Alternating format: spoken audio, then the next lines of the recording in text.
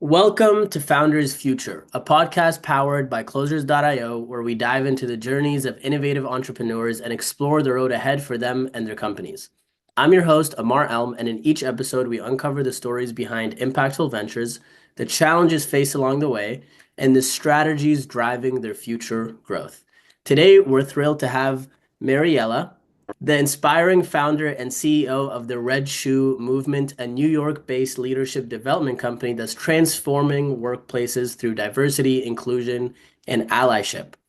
A two-time TEDx speaker, best-selling author, and consultant for giants like Walmart and Microsoft, Mariela has built a global community with her Red Shoe Tuesday campaign.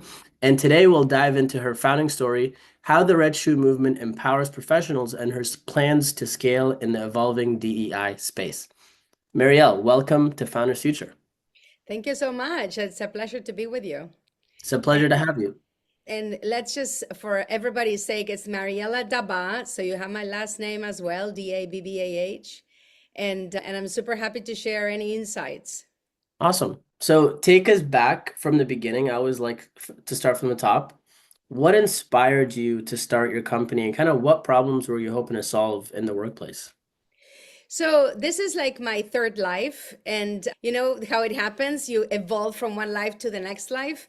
So in this particular life, I had been working in corporations, in large corporations, helping, in my case, first generation Latinos working in large corporations to help them connect the dots to success for many years. I'm, like you mentioned, I'm an author. I've written many books, and the focus of my books has always been connecting the dots to success. So until at that point, I had been working first in education with students, with the parents to understand how the system works, then how to get a job, then, okay, now you made it into a corporation. How do you advance in a corporation? And so while I'm working at a corporation, I noticed that women are not advancing as fast as they should. Hmm. And so I thought, you know what, we need to address women separately because on the one hand, we need to work with the organization. There are some structural issues why diverse talent doesn't advance so quickly. But also, in the meantime, we'll give the women as many tools as we can so that they do as much as they can to advance. So Yeah. I wrote a book called Find Your Inner Red Shoes. It was published by Penguin, first in Spanish in 2012 and then in English in 2013. And with it, I launched the Red Shoe Movement as a leadership development company powered by a global community of professionals who support each other for career success. And so we always had this very 360 approach where on the one hand, we work with large corporations to help their talent internally grow and help them become a much more welcoming workplace. On the other hand, we carry out ongoing marketing communication campaigns around the issue of inclusion. So these Hmm. two pieces help each other and build momentum and community and outreach and help brands build themselves into inclusive brands. Amazing. So you started your company from a place of you saw a problem in the workspace. They're not advancing as fast as they should. And then you came on. I'm curious, how do you help them advance in the workplace? What does that look like? So we have several programs. Our most popular and award-winning, well-tested program is called Step Up Plus. And it has a component for women to help them develop power skills. So for an entire year, we have a cohort. So say Microsoft, Novartis, Bridgestone, they decide, okay, we want to have a cohort of 100 women go through this program. They subscribe these women and we have an opening event. Then we have every month, they receive a podcast and they receive also a video. They're invited every month to an online session with a senior executive where we have a mutual mentoring circle conversation. Then it closes with a closing event. So throughout the whole year, you're building all these power skills. But the bottom line, what we discovered with our research is that what you're building is confidence. And that's Mm, exactly what you want to build because you can't teach confidence.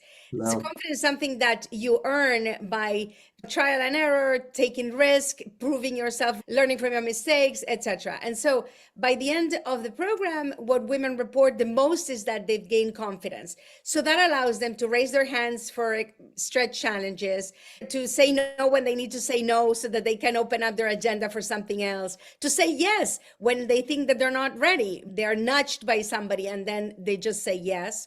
And so it's all you really need to then take on all of the other skills you learned to advance in your career. So that's how we work with the women. And the men, which are the other leg of this program, we help them understand how by becoming inclusion champions, their own careers will be positively impacted.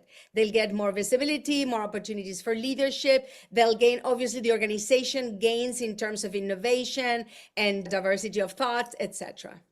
I love that. One of my favorite phrases is that competent or confidence increases through competence, right? The more competent that you can be in any area of life, naturally your confidence is going to increase. And I can see how that's super, super valuable for somebody in the workplace. Walk me through for you, who would you say your ideal clients are, your ICPs? Who do you love to work with? So we love to work with corporations that are serious about creating a welcoming environment where the playing field is leveled so everybody can really achieve their best. And given the same opportunities, they can actually reach the same kind of results.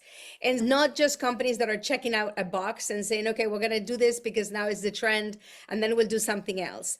And companies that are really tracking how their women are doing, and then they're opening doors and giving them opportunities. Because we tell them in like our first meeting, if you're not ready to make changes and involve these people, supervisors and the entire team, don't send the women for training, because now what you're going to get is a workforce that's much better prepared and they have nowhere to go because Yeah. the company is not opened to have a diverse leadership team. So on the one hand, we love to work with companies, but on the other hand, this year, actually a couple of months ago, we just launched our Step Up Women for individuals. So the same program I'm discussing with you that we do for large corporations, now anybody can just get their own program and do it on their own for the whole year.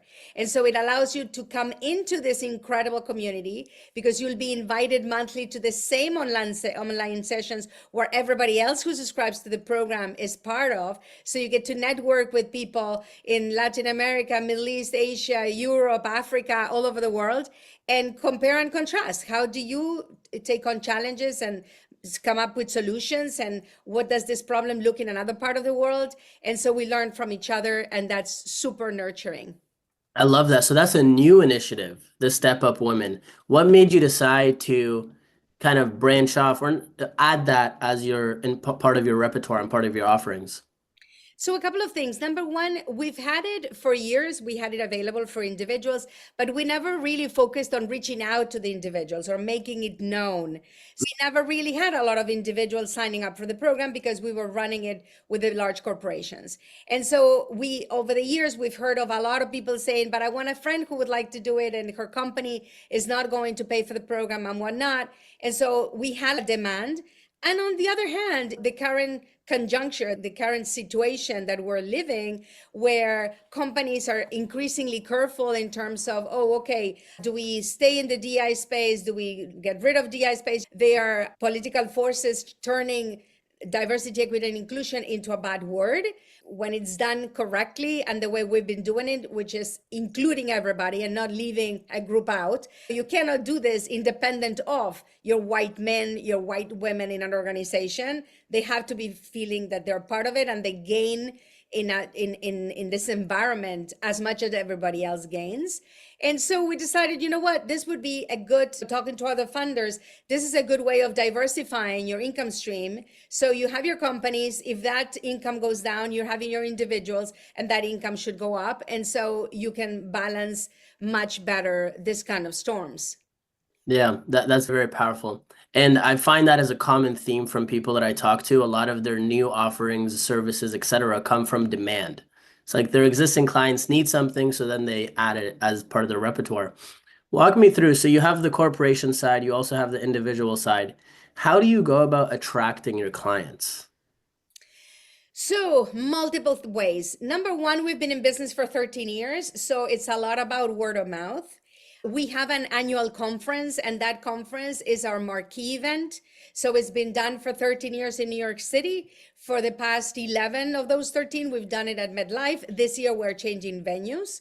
But Okay. what I'm saying is, this is a marquee event. So everybody gets to come. Sponsors buy a package of tickets to send a group of their people to our event. So they experience firsthand our methodology, and then they bring it to the company and they're like, we're hooked. This is what we want to do. So that's number one. Number two, for many years, I've been a presenter at conferences and at events and so forth. So when people see you, they get to learn a little bit more about what you do. They like what you're presenting or the content that you have. So then they want to connect with you and say, hey, you know what? I want to do this. So if I can tell you a brief story that's like a very concrete one. Please. In 2014, I was invited to present at a nonprofit organization, Vital Voices, which was founded by Hillary Clinton and Madeleine Albright. And I was invited to present as a keynote in their event in El Salvador.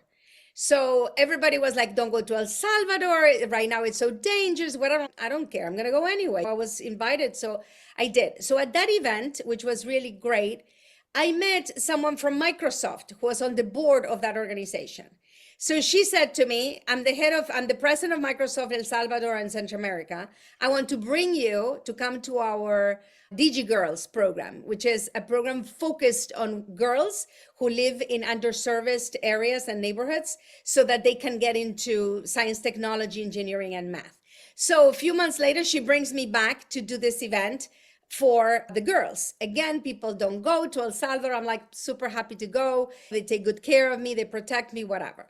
I'm also from Argentina, so I speak Spanish. So it's like an easy thing for me to do. Yeah. So when I do this in El Salvador, the woman from El Salvador makes sure that the head of HR for Latin America for Microsoft comes to that event. So she sees me at that event. So Amazing. now she's hiring me to come and do a keynote in the global annual sales meeting of Microsoft in Orlando the next year. I'm giving a 20-minute, I think it was a 20-minute talk at 7:30 in the morning after everybody had been drinking the night before with the entire Latin America crew, like 300, 400 people. And I'm like, how am I going to wake these people up? Nobody wants to come to the very early event. Nobody wants to be here. They're all hungover. And we had such a powerful event and I woke them up, that at the end, they came to the head of HR and they said, we want to do more. We don't just want one keynote from the Red Shoe movement. So they started their cohorts as part of our Step Up Plus program. And we've been working with them in many different programs and capacities ever since. But it all started because I said yes to an invitation that was not the most promising or exciting or whatever. It was in El Salvador. And I took some risks and I went, and then you start building from there. That's such a great lesson that sometimes, even though something on the surface doesn't look like it's going to be that big of a deal, it can lead to something massive just because you were willing to take that risk. It's so funny and it's so interesting how the universe tends to line things up and put dominoes in order. And as long as you take that first step, the dominoes start to trickle, and then here you go, you have this huge contract.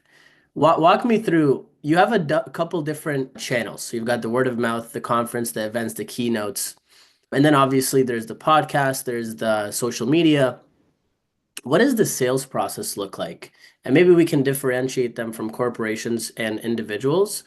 How does somebody turn into a client from the corporation standpoint, sales process wise, and then also from the individual side?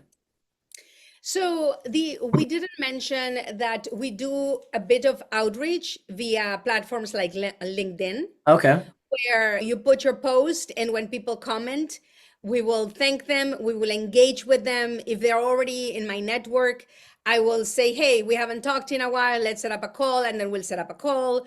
Or thank you for commenting. What are you guys doing right now? And what are your pains? Is there anything we can do to help or whatever? So it's constantly being aware of the environment where you're at and supporting the people who are already on your network and people who might not be in your network directly, but who are interacting with you. So making sure that you're constantly watching who's interacting and how can I continue to extend that interaction outside of just social media, right? So we're not in social media just to be and stay there. We're there to turn it into business.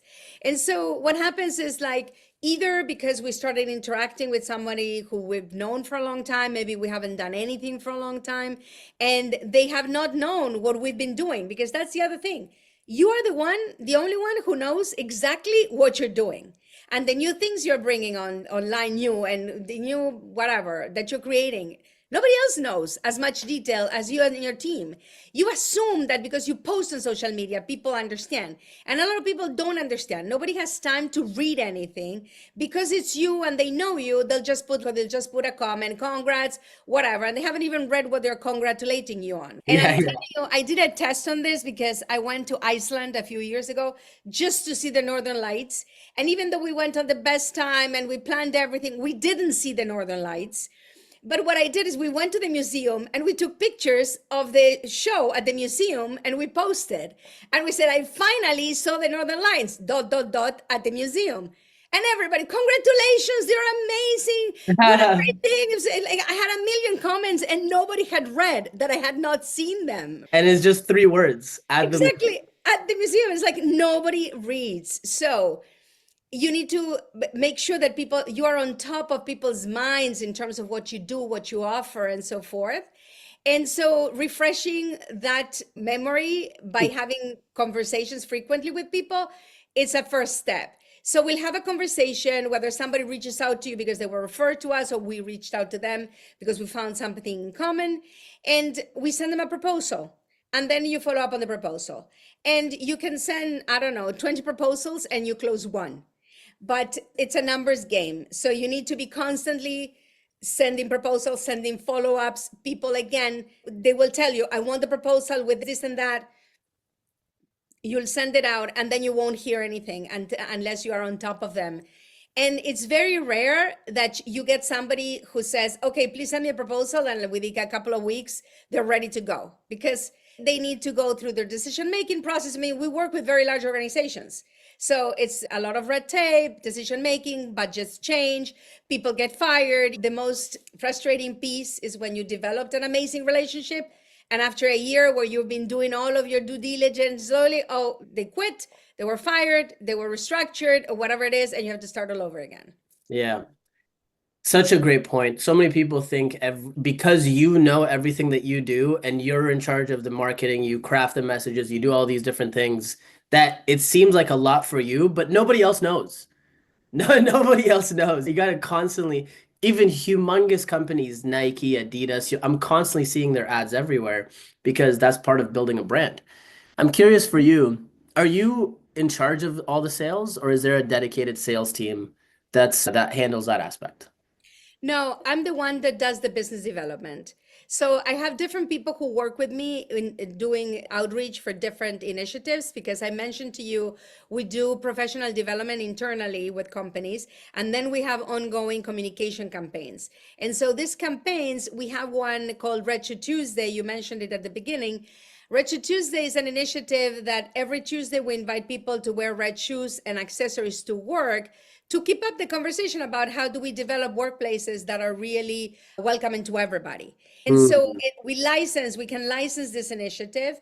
And so that companies get not just to wear the red shoes, but they get a dedicated hashtag, they get publicity from us, they get interviews, they get a lot of other things, right? And we have an initiative called Wings of Courage that we launched with the artist Colette Miller, who's from LA. She started painting these amazing wings on the streets of LA.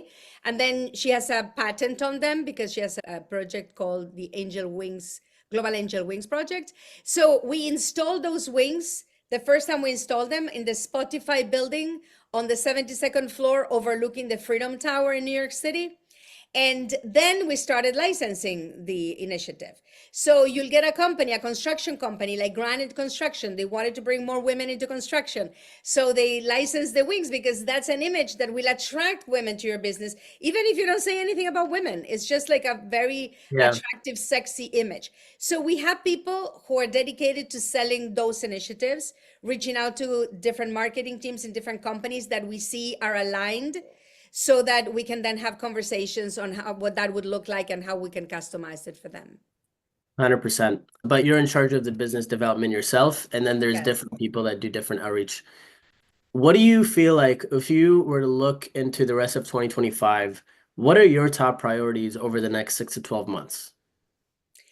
So we revamped our website to align with what's happening in the world and to make companies feel comfortable because we've always been doing this work in a very organic way. Like I was saying to you, we've always made it for everybody within the organization, but to make sure there are not any misinterpretations or misappreciations, we adjusted the website. We continue to do that.